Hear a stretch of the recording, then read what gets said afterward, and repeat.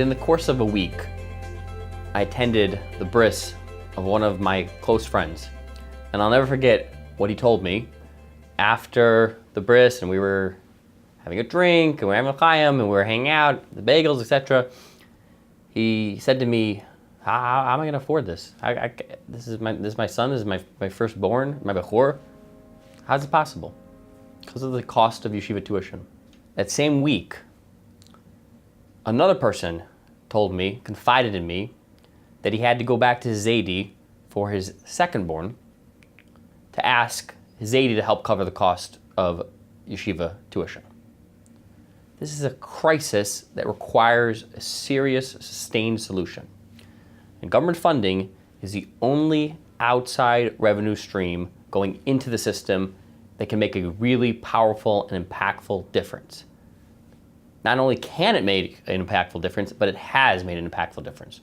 Across the country, in every single state that our operation has been active, and parents and volunteers have taken the steps necessary to make a meaningful difference. They've made an impact on the tuition crisis, and they've made an impact for their children and for their grandchildren.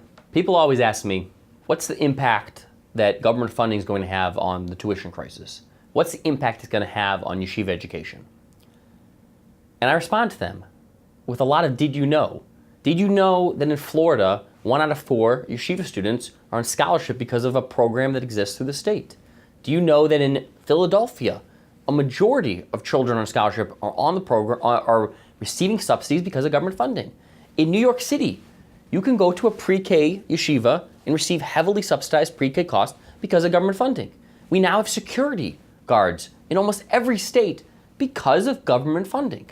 And this is funding that we never would have achieved and never been able to raise necessarily on our own. So every dollar that we generate is a dollar that we didn't have to fundraise for, is a dollar that our community did not have to spend time on because the government is partnering with our community and with our yeshiva day school system.